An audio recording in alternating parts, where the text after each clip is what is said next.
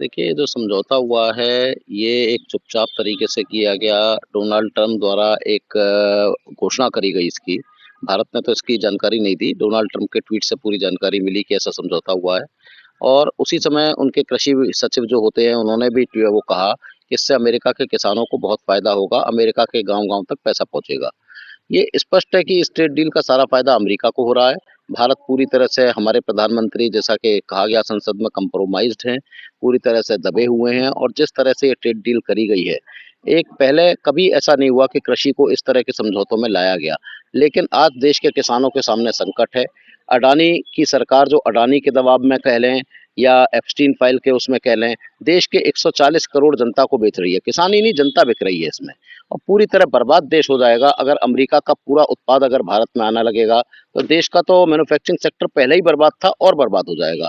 वहीं पूरे किसान अगर डेयरी उत्पाद से लेके अगर किसानों से बड़े उत्पाद भारत में आएँगे, तो देश का तो पूरे का पूरा सत्यानाश होना है, किसान तो पहले ही बर्बाद है और बर्बाद हो जाएगा। तो आज ऐसी स्थिति में आज पूरा किसान संगठन, लोकदल सड़कों पर है, पूरे जिलों में ज्ञापन दे रहा है और सरकार से माँग कर रहा है कि इस तरह की ट्रेड डील जो किसान विरोधी है, इसे वापस लिया जाए। भारत का किसान ये भी मान लेगा। लोग दिया जा रहा है। हाँ जी, पूरे पूरे के पूरे प्रदेश में दिया जा रहा है, अन्य ज्ञापन में प्रदेशों क्या में भी। माँग की जा रही है? ज्ञापन में सिर्फ़ एक माँग है कि इस ट्रेड डील को वापस कि मोदी का नाम एप्स्टीन फाइल में है, अडानी का पैसा बर्बाद हो रहा है, उसको भी माफ़ कर सकता है।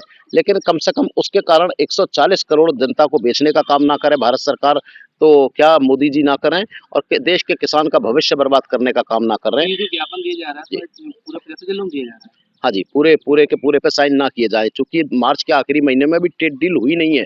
ये अभी खाली एक प्रारूप है, मार्च के आखिरी में ये ट्रेड डील होनी है। तो इसका पूरी तरह पुरजोर विरोध किया जा रहा है। आज पूरे प्रदेश में ज्ञापन प्रदेश में दिया जा रहा है, अन्य ज्ञापन में प्रदेशों क्या में भी। माँग की जा रही है? ज्ञापन में सिर्फ़ एक माँग है कि इस ट्रेड डील को वापस किया जाए, ये समझौता ना किया जाए। ये ट्रेड डील रहा है, देश के कई राज्यों में भी दिया जा रहा है, किसान संगठन दे रहे हैं, लोकदल दे रहा है और इसके अलावा 22 मार्च को लखनऊ में एक विशाल रैली, किसान रैली का भी आयोजन किया जाएगा क्योंकि मार्च के आखिर में ये ट्रेड डील साइन होनी है। अगर भारत सरकार नहीं मानी, मोदी जी नहीं माने और सिर्फ़ अपने अपने फ़ायदे के लिए इस देश को बेचने का काम किया, तो 22 मार्च को इस देश का किसान लखनऊ की सड़कों पे उतरेगा और वो एक भारी विरोध होगा, जो इस सरकार की 2017